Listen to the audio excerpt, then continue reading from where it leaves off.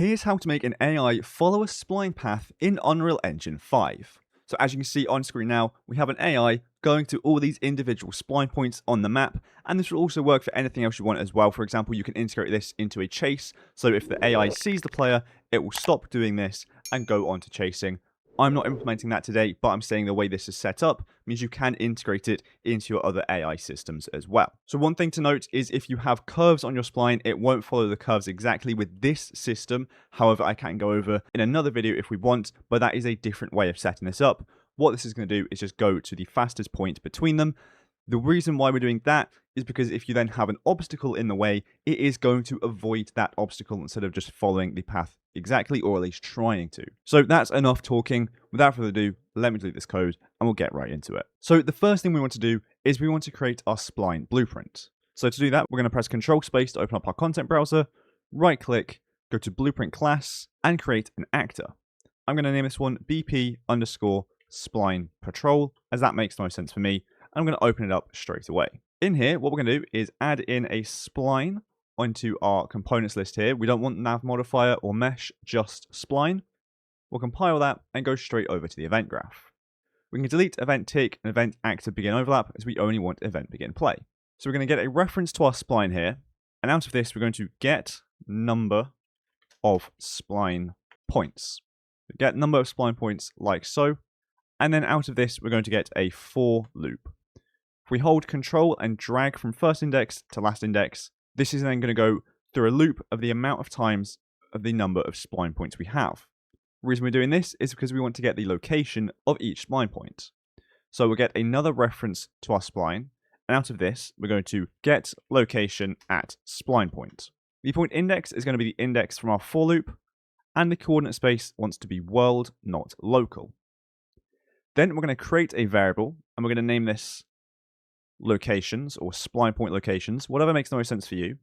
And we're going to change this to a vector, and we want it to be an array, not a single. We're then going to get this, and out of this we're going to add. We want to add the return value from our get location at spline points, and this wants to be coming off of the loop body of our for loop. So what we're doing here is we're just getting the location of every single spline point that we have created in the world space, so that AI knows where it needs to go to. Then off of completed of our for loop, we're going to get an AI move to. The pawn of this, we're going to right click, promote it to a variable, and name this AI or target or patrol, whatever makes more sense for you. And we're going to set this to instance editable and expose on spawn. This means we can link an AI to this patrol path blueprint. The destination of this wants to be get our locations array. Out of this, we want to get a copy. That is going to be the destination, but we want to make sure we're picking the correct location. So we're going to right click on the integer here where it says 0, promote it to a variable, and name this index. So we can change which index of our array we are choosing from. We can compile and leave a default value as 0, as that's where we want to start. However, if you want the AI to not start at the beginning of your spline path and start halfway through, for example, you can just change this index here, and that will be the starting point. We're then going to get this variable, and out of this we're going to get an increment int, connecting that into onSuccess. And what the increment int does is it just does this integer plus 1 and then sets it. So you don't need to do a plus and then set it. This does it all for you. Then we're going to come out of this and we're going to get an equal, because we want to see if we now reach the end of our spline path. So to do that, we can go back up to the start. We've got spline, get number of spline points, copy and paste that down here, and just put that into the equals like so. We're then going to hold down B, left click to get a branch, with that being the condition, because again, this is now seeing if we are at the end.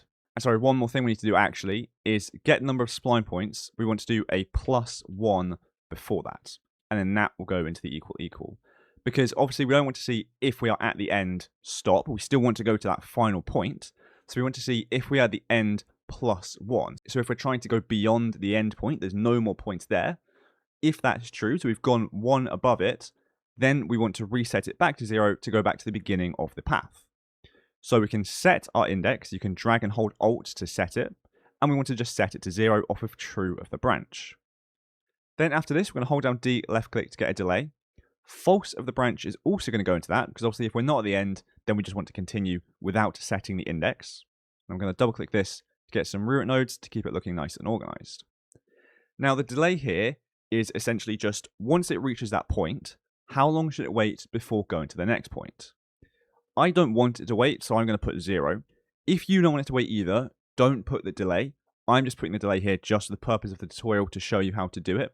But if you want a delay, put it in here. If you don't want a delay, then just ignore this part here. After this, what we're going to do is go back to into our AI move 2. So we're just going to be looping it around perfectly like so. So it's going to be constantly just walking in a loop around our spline path that we have created. And that should be it working perfectly for us. It's a very, very simple thing to do.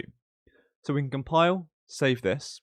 If we minimize it and drag our BP Spline Patrol into the level, what we can do is if we zoom in, we can click on this kind of white square here to the right of it to select the spline. And then we can hold down left alt and drag this to duplicate our spline points to create our spline path like so. So you can do this for absolutely anywhere you want. Again, essentially these points here, this spline path is where it's actually going to go. Now I've gone down there by accident. Let me make sure I don't do that. But again, each of these individual points that we're creating here are where the AI is going to go. So let's actually maybe even put it up here just for a bit of visual interest. So it's going to go up there. And then let's go back down. The height doesn't matter too much. As long as it's close enough to the ground, the AI will automatically detect that's where it needs to be. But obviously try and get it as perfect as possible.